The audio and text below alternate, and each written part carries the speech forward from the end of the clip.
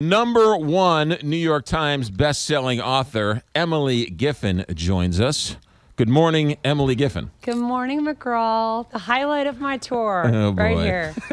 It is. These are the hardest interviews I have ever done. Yes. Shall we? Yes. Well, first of all, let's get to the reason why you're here. You're dropping in to say hi, but also, oddly enough, you have a new book coming out. Oddly. Strangely enough. Strangely enough, you don't invite me between books. Yeah, no, well, we did one time, and it didn't end all that well, but that's beside the point. The new book is First Comes Love. This is the eighth book. And the eighth time you've had me on your show. And the 75th time you have been on the show. Number one New York Times bestselling author.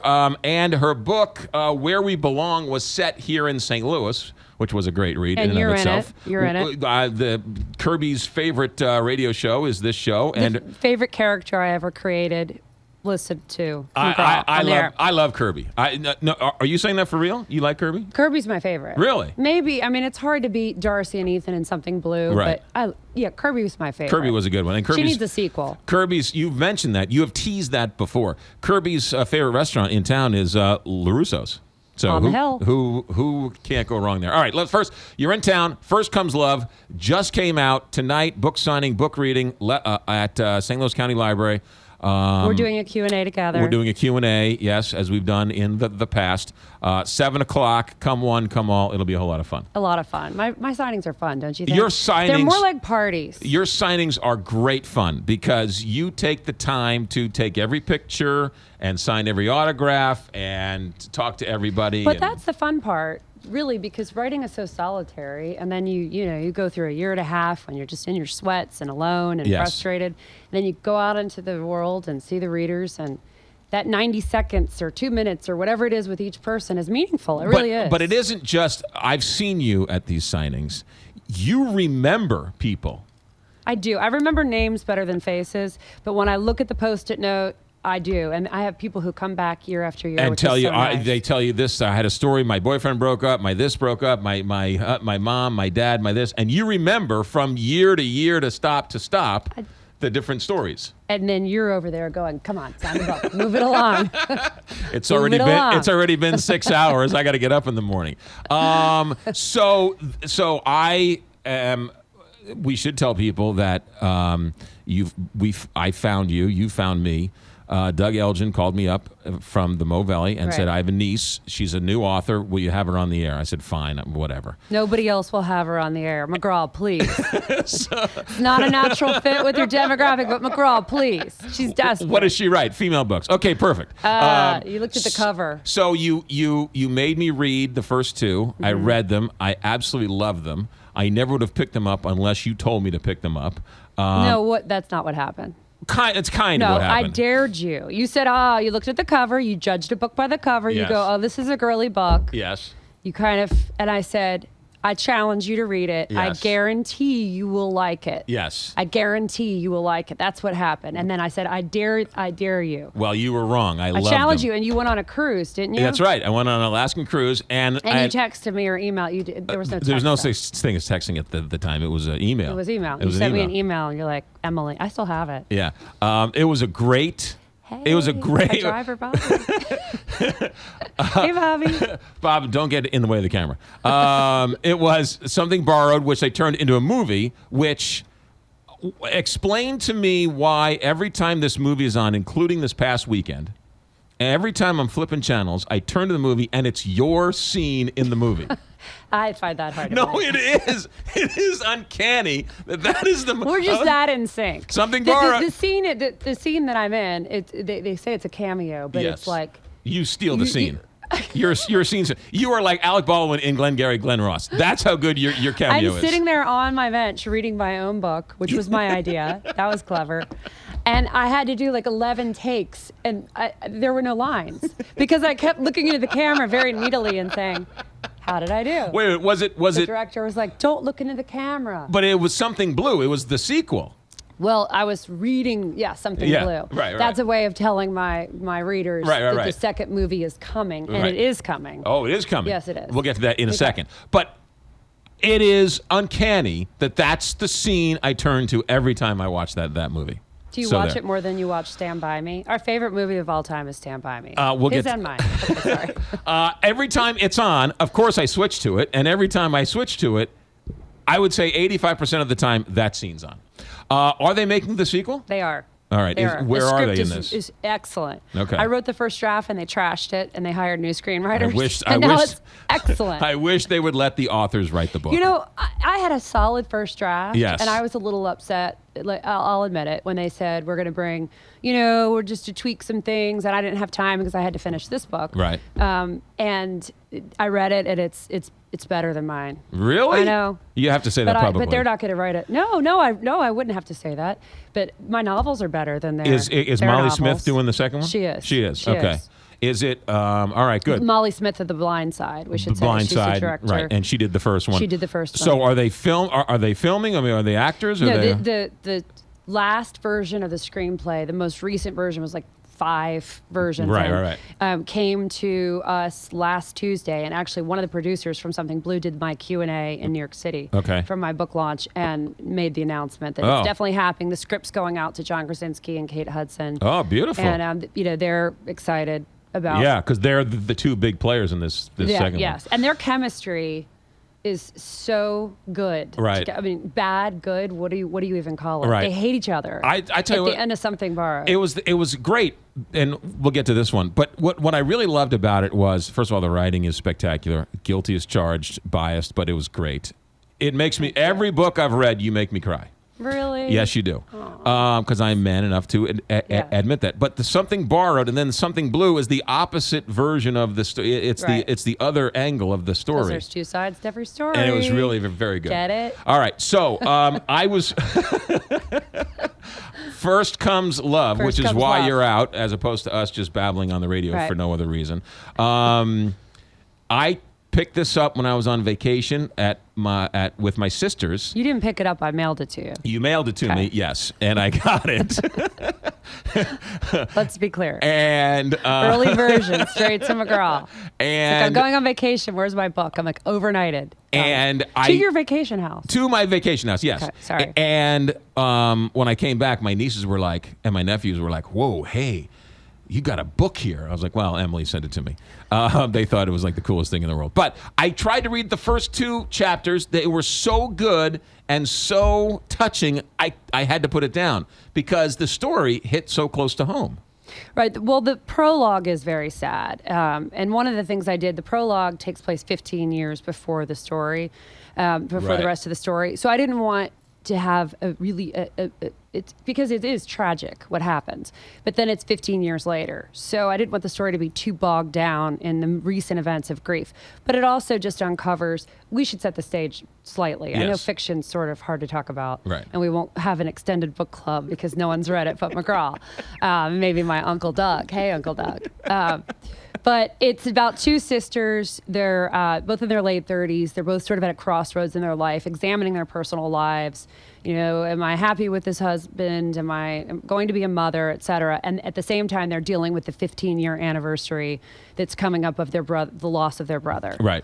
And so it's, everything's sort of converging. And the 2 sisters have had their issues. Yes. Right. Which... You know something about which that. I do know something about sisters having issues. So I was in my family vacation with all the sisters, and I'm reading this book about the brother dying. I'm like, oh, that's kind of a bummer. And then I'm like, this is I got to put this down. I can't read this in front of it was so emotional. But then chapter 1. But then chapter 1 was like it was the best. Right. It was the best book ever. No, it was so in terms of full disclosure, I haven't read it yet because I need to be ready. Started it. I did start it. Yeah, I got it. Yeah. He'll rip through it. Yes, any I did. day now. Okay. So yes. Yes. So First Comes Love, a red, white, and blue cover. This is a little different for you.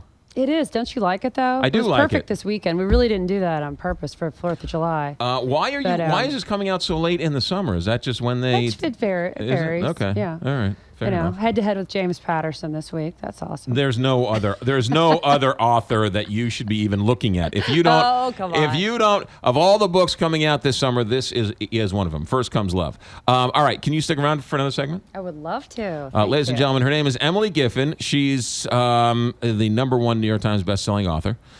This is her 8th book. It's First Comes Love tonight. St. Louis County Library, book signing, book reading, free and open to the public. Is that it? That's it. And then stick around and answer some Brady Bunch trivia questions. Maybe some Stand By Me trivia questions. I'll press you on some things. All right, we'll do that. 9:20 here, Big 550 KTRS. What you think you should be doing, or what your parents want you to do, and so forth. And I think. What? I don't know. But I think social media does make that whole concept worse, because it's like everyone's taking the picture and family in Napa Valley. Right. And, meanwhile, there's been a huge fight. Like, you will stand in front of that camera. Right. And that's no, and in Disney World, walking in the Magic Kingdom, like, scoot over, and they're hot and they're fighting, and it's like, move over, smile, and then we're gonna put a filter on it. Right. And what is the Clarendon is the nice filter, and you sharpen it and you brighten it. Right. Your point, though, I think # blessed. I don't the humble brag. Yeah, it is the humble brag, isn't it? I don't understand the whole filter thing. But your point, though, your larger point, I think, is when you meet someone, oh, hi, how are you doing? Fine. How's everything? Good, great. And then once you realize and get into them, and find out more about them, you realize, oh my goodness, they're dealing with this and that, and that's the characters in this book. Right. But beyond that, I think you can delude yourself, and Yes. I think that's what's happening with certainly Meredith. It's two sisters, but the one sister's definitely has to step back and say, I've done all these things right. And in part, I've done a lot of these things because I did lose my brother, and you want to make your parents happy because they had all this grief, but is it the life you want to live? Right. She's not so much a # blessed girl, the humble brag, as you say. Like, yeah. Look at us on our yacht. We're so blessed. No, God didn't bless you with a yacht. That's not how that works. But it is, I do think it's such an interesting theme. It's just why I also like to explore those unconventional relationships. Something borrowed. You fall in love with your best friend's fiance. Right. That's not the way it's supposed to happen. The one and only, the last book, the football book. Yes. Falling in love with a much older man. Yes. Friend's father, kind of messy. Yes. Readers didn't like that. But Really?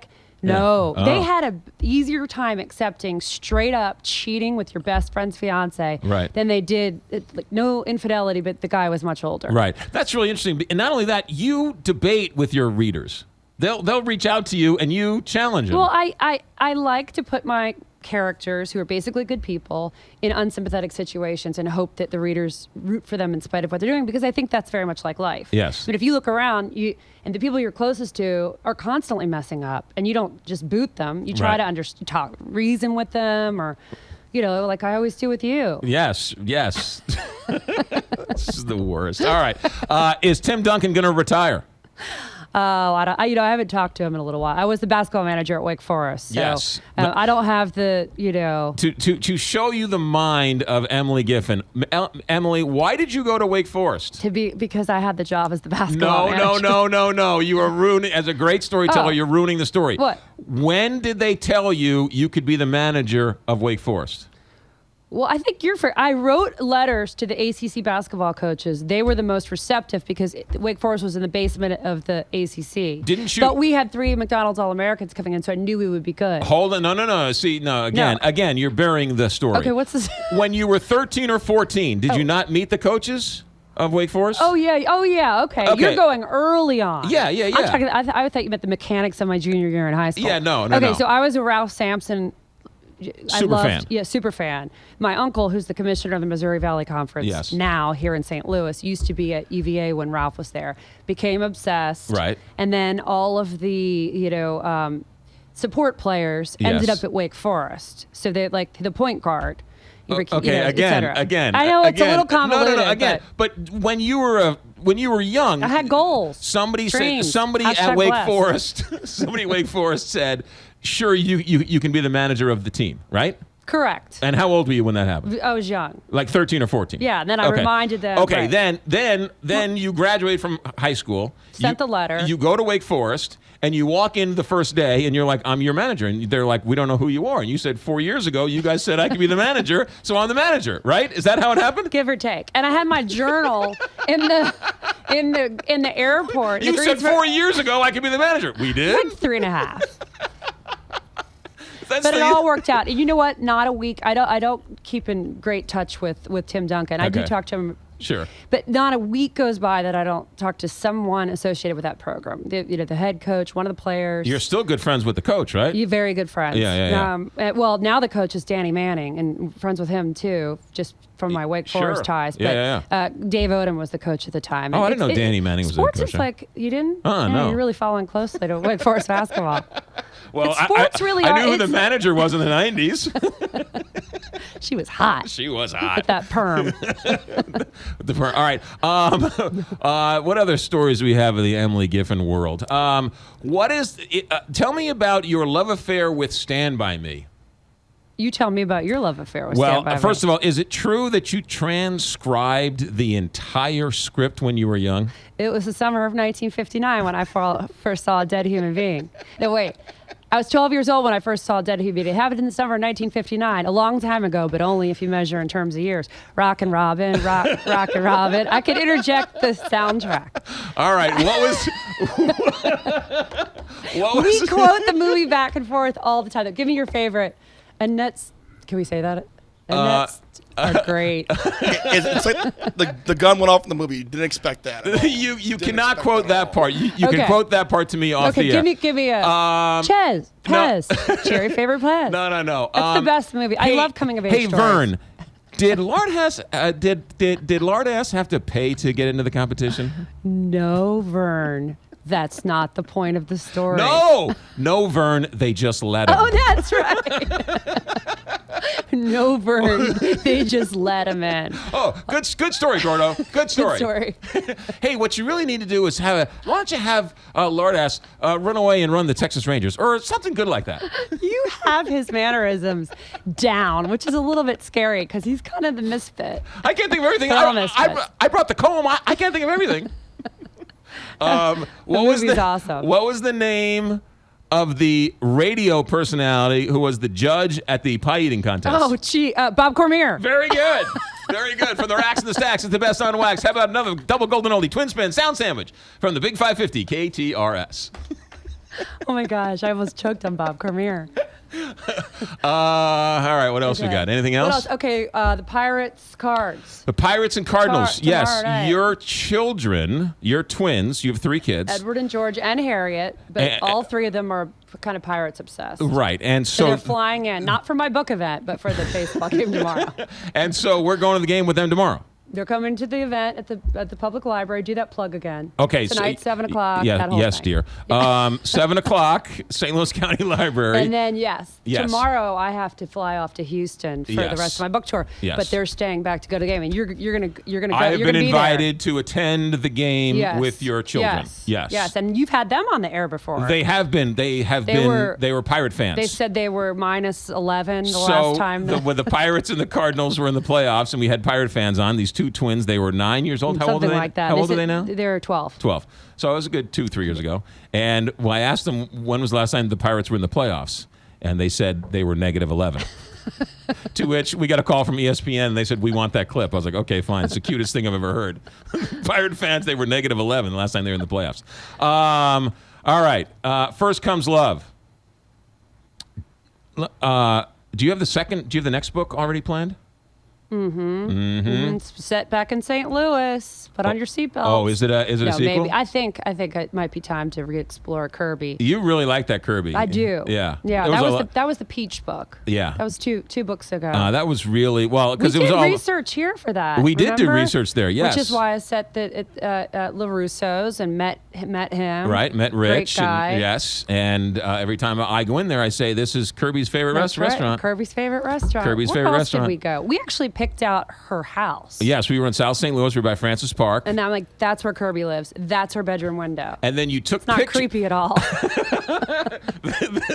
Then you took pictures, and when you were writing, that's what you used to sort of inspire you to tell the story. Yeah, I had it as my screensaver on my BlackBerry for that whole year, just looking in Kirby's bedroom window. Then I got a text frantically one day, I need a place where they can kiss. Where can they kiss? Well, help me. I'm like, I got 800 things doing. No. I need you. Go find where would they kiss for the first time? It was their first kiss, and it was so sweet. But I wanted it to be, not like under the arch or something that obvious, but something that felt a little bit St. Louis. So I picked the Fountain in the Central West End. Which was a sweet kiss. Right? With Philip. That's a perfect place. That was a good job. Yeah. Which begs the question. What? No, I've never kissed anybody at the Fountain.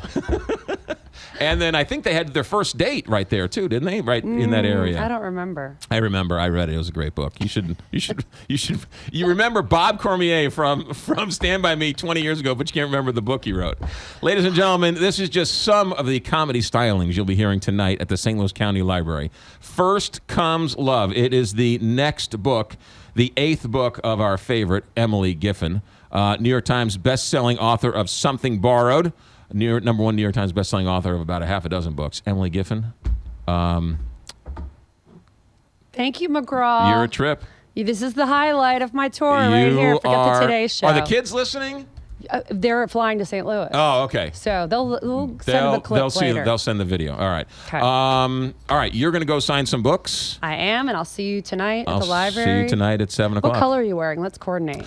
I don't know. I have my colorist coming. Okay. Can we tell this? Can we tell the story of the purple book? Yeah, go ahead. You can tell anything. Now, not anything. Okay. So that was Heart of the Matter, correct? Correct. Okay. Good. Very good. Yeah. And so they comes up with the purple cover. And you're not happy. I wasn't happy with the Pantone. She wasn't happy with Purple with the fine, color. but the shade of the purple had it was too violet. So she goes to her publisher and she complains over the color. I didn't complain.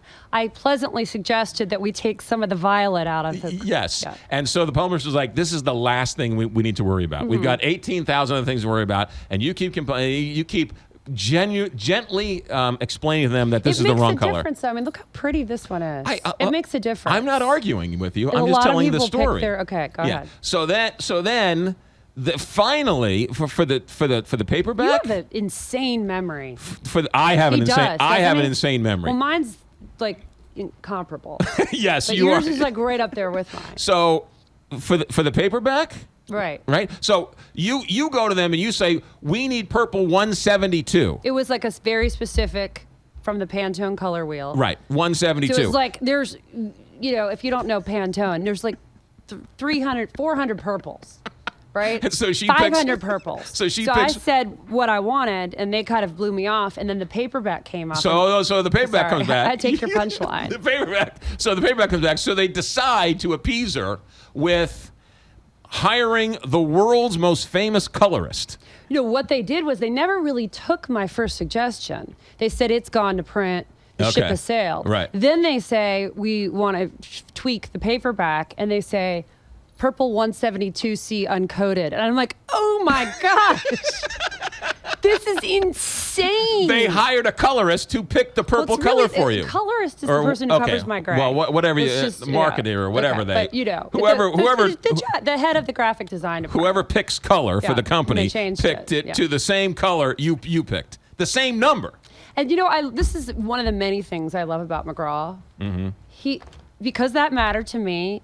It mattered to him. He can't possibly care about the purple shade, yet he remembers it, and that was 7 years ago. You should see you should hear the things in my head. That's a true friend. You should hear the things in my head I don't say.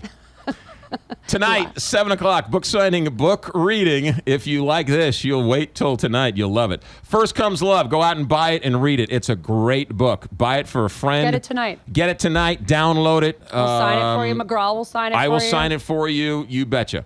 9:40 tonight, 7 o'clock, St. Louis County Library, Big 550, KTRS.